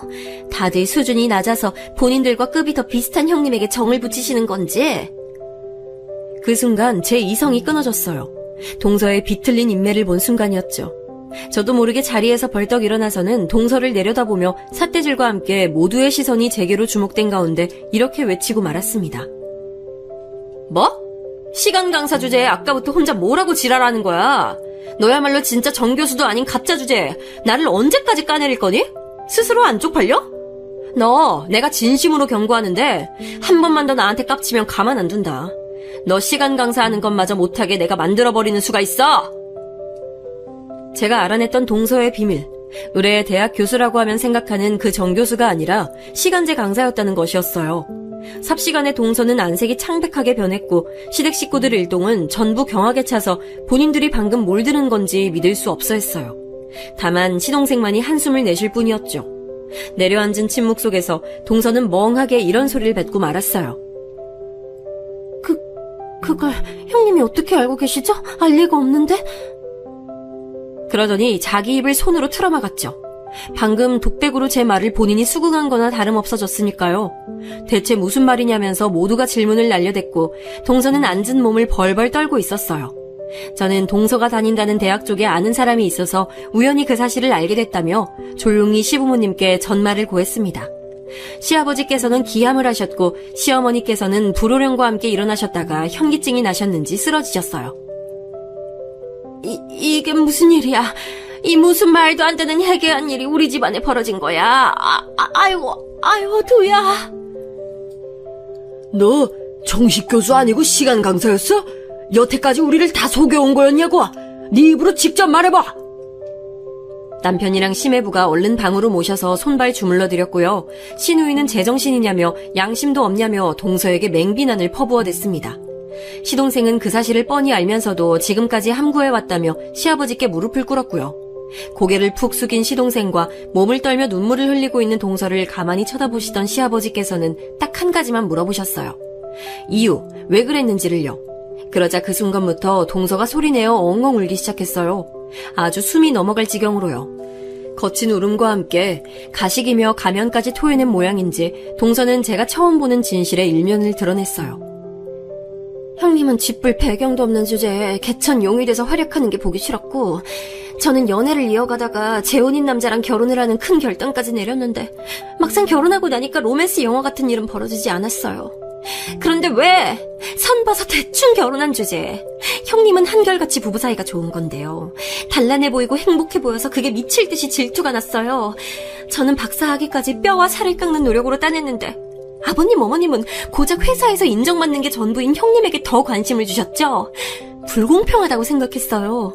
그래서 만약 제가 교수가 됐다고 하면 모두가 저를 우러러보고 형님마저 저에게 고개를 숙이게 될 것 같아서 거짓말하게 됐어요. 영원히 속일 수 있다고 생각하진 않았어요. 정말이에요. 때가 되면 진실을 밝히려고 했다고요. 진실을 직접 밝히려고 했다는 건 왠지 믿어지지가 않았어요. 동서 같은 사람이 스스로 까발렸을 리가요. 거의 실신할 듯이 한참 오열하며 속마음을 털어놓은 동서는 울음이 잦아들자 정신이 좀 들었는지 황급히 일어나다가 신우이가 날린 싸대기를 맞고 바닥에 나뒹굴었습니다. 이 나쁜 년아, 사람을 기만하는 것도 정도가 있지 어쩜 이럴 수가 있어. 그동안 네가 한 행동들이 있어서 가뜩이나 네가 곱게 보이지 않는데 뭐? 열등감에 시달려왔으면 다야? 넌 그냥 뭣도 아니고 그냥 더러운 사기꾼일 뿐이야, 알아? 신우이의 일격에 솔직히 제 속이 시원해졌네요. 동서는 시동생의 부축을 받으며 집을 나서던 길에 기어들어가는 목소리로 저에게 그간 죄송했다고 말을 전했어요. 저는 그저 복잡한 심경이 담긴 깊은 한숨을 내쉴 뿐이었죠. 그날 이후로 동서는 시댁의 발걸음을 뚝 끊었어요. 그럴 것 같았는데 역시나 그러더군요. 시동생이 수척해진 얼굴로 사과를 하려고 시댁에 올 뿐이었죠. 저는 시동생에게 그간 죄송했다는 사과를 받았는데 그러면서 조금 놀라운 얘기를 들었어요. 동서가 자기 큰언니와 아주 옛날부터 앙금이 매우 깊은 사이인데 제가 그 큰언니와 성격이며 말투까지 빼다 박았다고 시동생이 그러는 거예요. 동서는 오죽하면 큰언니가 너무 싫어서 자기 친정에도 그 이유로 안 가는 사람이라고 하더군요. 어쩐지 제가 동서의 레이더망에 잘못 걸린 표적이 돼서 비호감으로 찍혔다고 보기엔 약간의 설득력이 부족했는데 그런 내막까지 있었던 거예요. 어떤 이유로든 동서가 저에게 지독히도 아나무인으로 군 것, 거짓말로 모두를 기만한 것에 면죄부를 줄 수는 없는 거였으니까요. 동서는 자기 체면이 완전히 망가져버렸다는 것이 견디기 힘들었는지 점점 성격이 예민해져서 시동생과도 걸핏하면 싸웠고요. 그러다가 별거를 하게 됐어요. 시간 강사 일도 잠시 쉬기로 했다고 들었네요. 시댁 식구들은 이제 동서만 떠올리면 다들 일제히 한숨을 쉬게 돼버렸고요. 야심 가득했던 동서가 이런 처지로 전락해버렸다는 게 씁쓸하지만 자업자득이니까요. 저는 내일도 열심히 달려볼 생각이랍니다. 한계는 없다는 신념으로 말이죠.